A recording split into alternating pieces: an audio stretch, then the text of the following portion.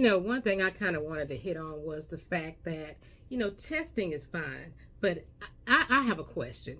How many of us at a certain particular age, if we had to take some of these same tests, Absolutely. would be successful Right. right now? Because, quote, according to the test, we may have not met certain standards. Exactly.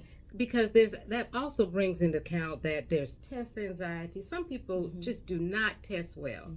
A test should not determine a person's future success. Exactly. And we're relying too heavily on that because again, I'm gonna bring it back home. How many of us would have actually been where we're at That's true. if we had to sit there and take all of these tests? So we got to bring back the human aspect of education. When we were in school, the teacher was able to teach us a plethora of things, Right. not just teach for a test, Right. which made us more well-rounded. Right.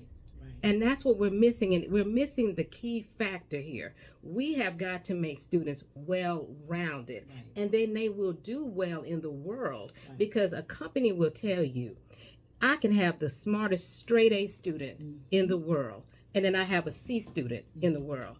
But the A student has a bad attitude and is not workable or That teachable. doesn't work well with others. And the first thing the companies used to come in and say, I'll take the C student Exactly. before I will take the A student because I can work with that.